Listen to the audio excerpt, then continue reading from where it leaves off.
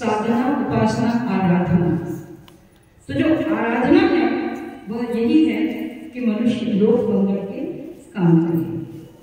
संत शिरोमणि तुलसीदास ने भी लिखा है, परहित सरिस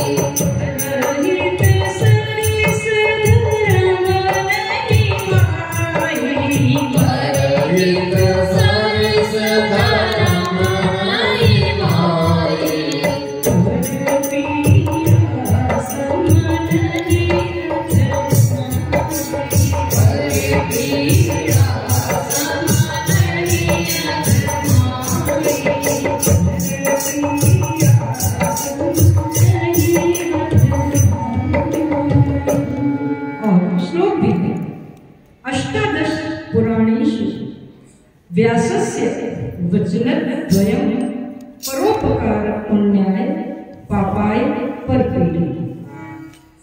तो जब सभी बातों का सार यही है कि दूसरों की भलाई करें, तो क्यों ना उस पथ पर आगे बढ़े। किंतु यह पथ सहज नहीं है। जब भी हम कुछ महान कार्य करने चलते हैं, बहुत सारी समस्याएं आती हैं, किंतु फूलों की राह न होते हुए भी हमें इसी पथ पर आगे बढ़ना है, श्रेयस का वर्ण करना है। यह राह नहीं है फूलों की, यह राह नहीं है फूलों की, कांटे हैं इस पर मिलते हैं, लेकर के दर्द जमाने का बस हिम्मत वाले चलते हैं, लेकर के दर्द जमाने का बस हिम्मत वाले चलते हैं। यह राह नहीं है फूलों की, कांटे इस पर मिलते हैं, लेकर के दर्द जमाने का बस हिम्मत वाले चलते हैं, लेकर के दर्द जमाने का बस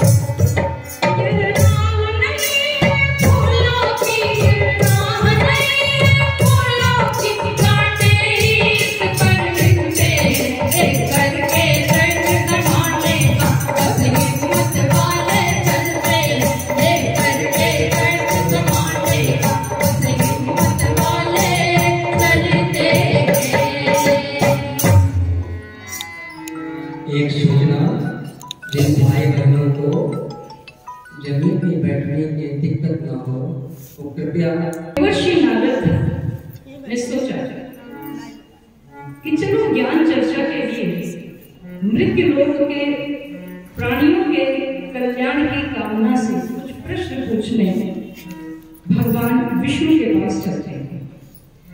तो उन्होंने सोचा कि अभी बहुत समय से पृथ्वी लोक का भ्रमण नहीं किया है, तो चलो पहले पृथ्वी लोक का भ्रमण कर लेते हैं। और देवर्षि नारद अपनी वीणा बजाते हुए पृथ्वी लोक पर उतर रहे हैं और अपना प्रिय संकीर्तन करते जा रहे हैं। श्रीमन्नारायण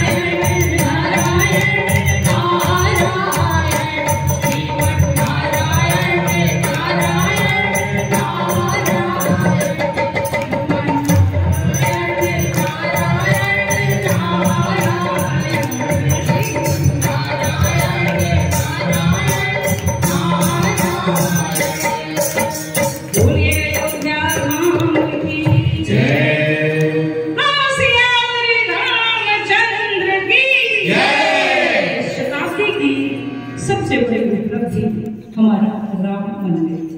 ऐसे ही एक मंदिर में राम कथा चल रही है। राम वनवास का प्रसंग था, अभिषेक रुक चुका था, राम वन जाने की तैयारी कर रहे थे। सीता माँ उनके साथ जा रही थी। लक्ष्मण को जब पता चला तो वे भी माँ से अनुमति लेने पहुंचती हैं। तो उनकी माँ उनसे क्या कह रही है?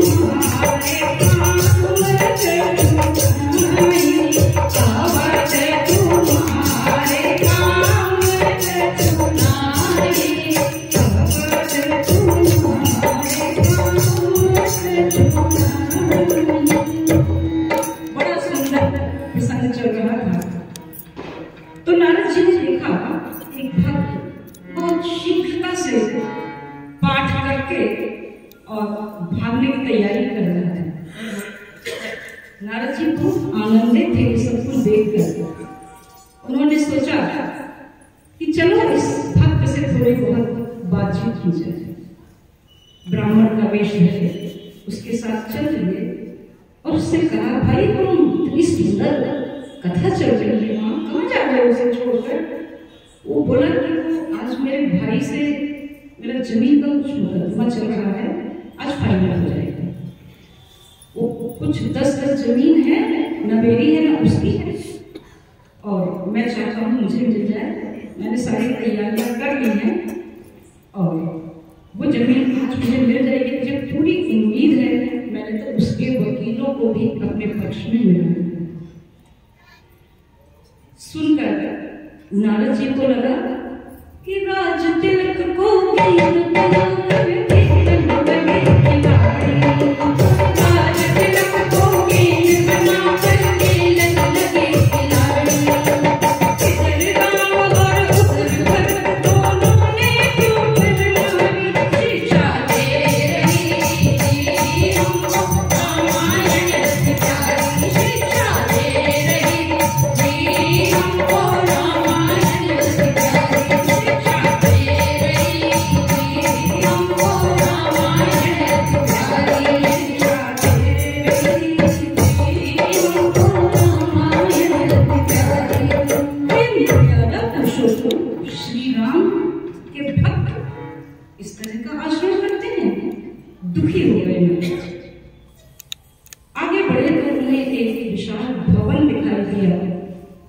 सुंदर पेड़ थे, पौधे थे, सब कुछ, किंतु कुछ स्पंदन सकारात्मक नहीं थे।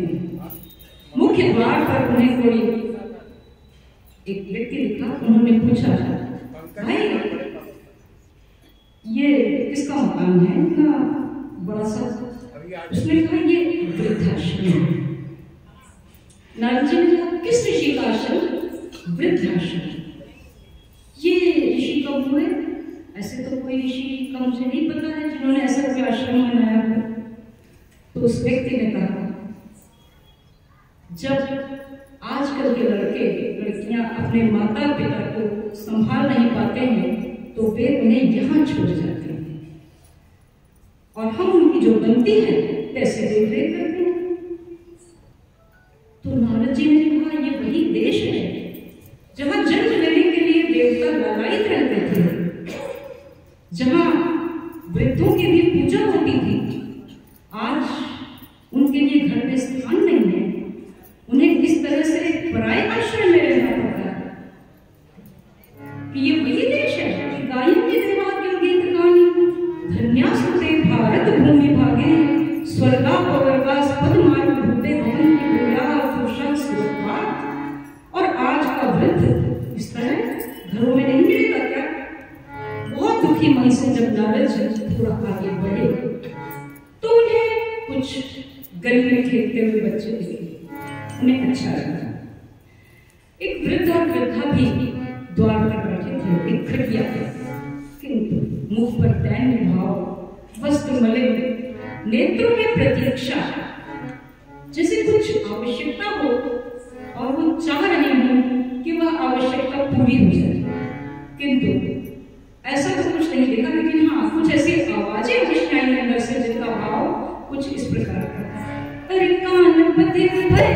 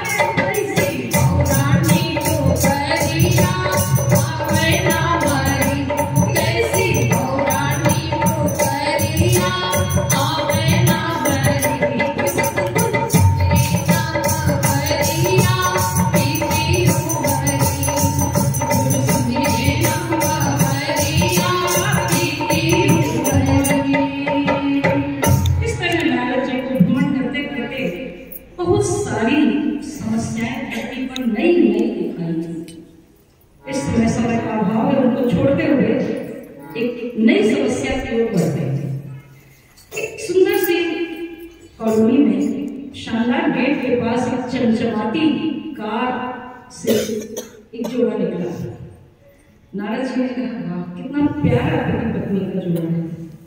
दोनों के हाथ में सामान थे। नारद जी भी उनके द्वार पर होते ही सूक्ष्म रूप धारण करके अंदर चले गए और वो दोनों मिल करके घर में काम वाम करने लगे। नारद जी ने कहा, कितना सुंदर वातावरण इस घर का, कैसा सहयोग, कैसा सरकार।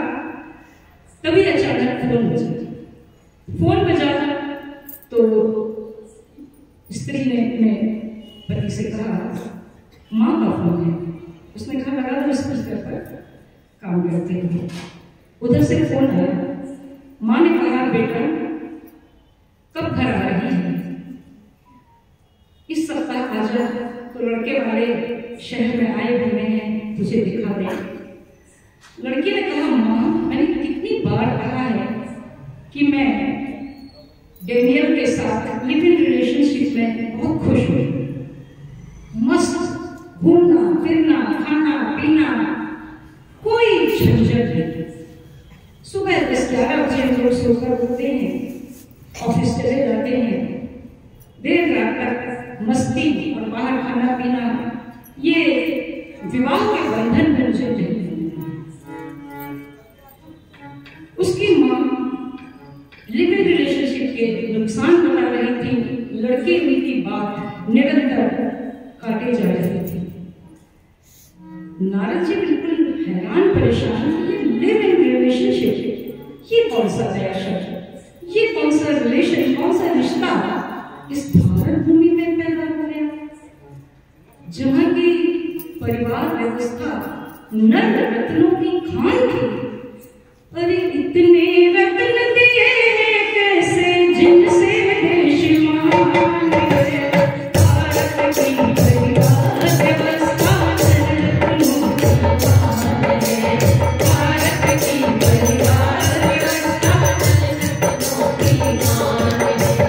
इतने रत्न दिए कैसे, इतने रत्न दिए कैसे जिनसे देश महान है, भारत की परिवार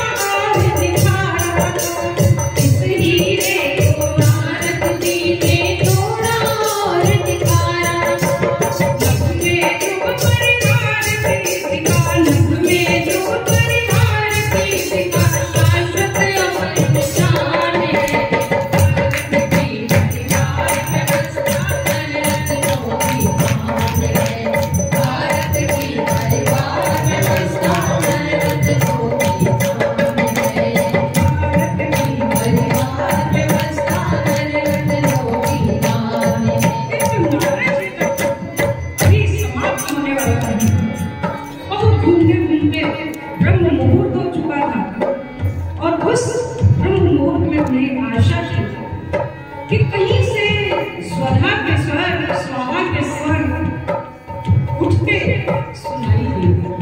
कहीं तो यज्ञ की पवित्र सुगंध सामने आई।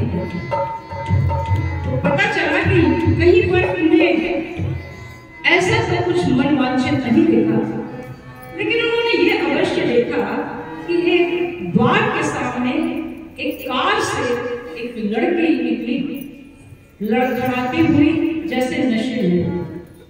द्वार खुला, माँ ने कुछ पूछा, शायद यही पूछा होगा कौन छोड़ने आया, और लड़की ने गुर्रा कर कुछ जवाब दिया। अरे ब्रह्म मुहूर्त में लड़की कार से घर में आती, ब्रह्म मुहूर्त में लड़की कार से घर में आती। कौन छोड़ने आया, कौन छोड़ने आया, पूछे तो माँ पर घुराती। मेरी लाश जंगल में छप्पन टुकड़ों में कटी, तो मेरी लाश जंगल में छप्पन टुकड़ों में कटी। मेरे नाम भरिया बीती उमरी, मेरे नाम भरिया बीती उमरी। ऐसे कृष्ण की कटती पर और मिट्टी की जाते, ऐसे कृष्ण की पृथ्वी पर और नदी की जाते। मानवता का पतन देख कर, मानवता का पतन देख कर नारद जी अकुलाते। देखो चले धाम में ढोल बजाते मीरा करती, देखो चले धाम में ढोल बजाते मीरा करती। मेरे नाम भरिया बीती उमरी, मेरे नाम भरिया बीती उमरी। नारद जी दुखी मन से वैकुंठ चले जा रहे हैं और वही संकीर्तन करते हुए श्रीमन नारायण नारायण नारायण, श्रीमन नारायण नारायण नारायण, श्रीमन नारायण नारायण नारायण, श्रीमन नारायण नारायण नारायण, श्रीमन नारायण नारायण नारायण, श्रीमन नारायण नारायण नारायण। यमुना के तीर राधे लो चरावत, यमुना के तीर राधे लो चरावत, यमुना के तीर राधे लो चरावत, यमुना के तीर राधे लो चरावत। मोर मुकुट करे नारायण, हरे मोर मुकुट करे नारायण, श्रीमन नारायण नारायण नारायण, श्रीमन नारायण नारायण नारायण, श्रीमन नारायण नारायण नारायण, श्रीमन नारायण नारायण नारायण, श्रीमन नारायण नारायण नारायण, श्रीमन नारायण।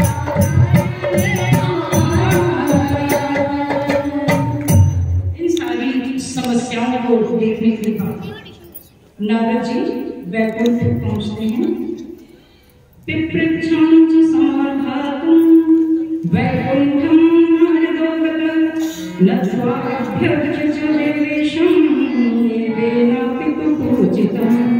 कुशलक्षेम चर्चान्ते अभीष्टे चर्चा भवद्वयोः, संसारस्य कल्याणकामना संयुता जया। देवर्षि ने भगवान विष्णु को प्रणाम किया और उन्होंने भी देवर्षि का सत्कार किया और पूछा, और नारद जी आज कहां से आ रहे हैं, बड़े बिचले दिखाई दे रहे हैं। नारद जी ने कहा, प्रभु मैं पृथ्वी भ्रमण करके आया हूं। अच्छा, इस बार तो बहुत लंबे समय बाद है, क्या हाल है? पिछली बार तो उन्होंने बताया था कि पृथ्वी लोक के मानवों ने बड़ी प्रगति कर ली है। प्रगति? अरे प्रगति की ना पूछिए भगवान। मनुष्य ने प्रगति के नाम पर अपनी तबाही के सारे सरंजाम जुटा रखे। क्यों ऐसा किया? प्रभु आज की दुनिया विचित्र लगी और प्रकृति पर सर्वत्र है विजयी पुरुष आसीन है। बंदे नरके करों में वारी विद्युत भाव हुक्म पर चढ़ता उतरता है पवन का भाव। है नहीं बाकी कहीं व्यवधान और दांग सकता नर सरित गिर से तो एक समान। शीश पर आदेश कर अवधार प्रकृति के सब तत्व करते हैं मनुष्य के कार्य। हमारे जो अपने देवता वालो देवता ये सब मनुष्य के उपकरणों में बंद है, मनुष्य की गुलाम है। संस्कृति का पतन हो गया है। नारद जी ने बहुत विस्तार से विष्णु भगवान को पृथ्वी लोक का हाल बताया और पूछा कि हे देव, इसका समाधान क्या है? आप इसका समाधान बताइए, क्योंकि ये मनुष्य जो ईश्वर का अंश है आखिर ऐसी स्थिति में क्यों पहुंचा है? मैंने देखा कहीं दैत्य है तो भीषण परिस्थितियां हैं, जिसके पास धन है वहां धन के साथ कुसंस्कारिता है। पृथ्वी का हाल बहुत बुरा है। तो मनुष्य की ऐसी दशा क्यों हुई? वह मनुष्य जो कि ईश्वर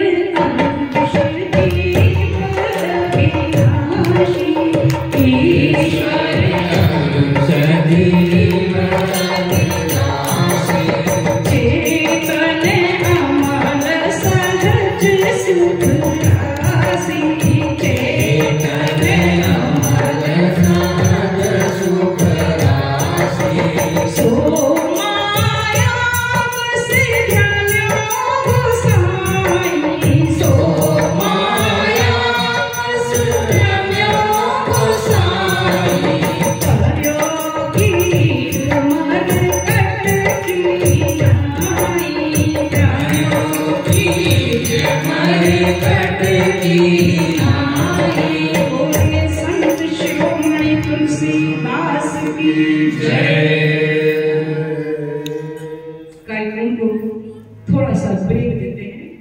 आज विशेष अवसर है।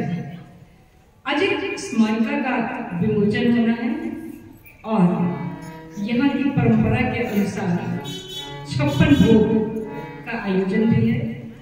मैं आदरणीय ज्ञान सिंह भाई साहब को आमंत्रित करती हूँ कि वे इस कार्यक्रम का संचालन करें। पत्रिका के विमोचन प्रज्ञा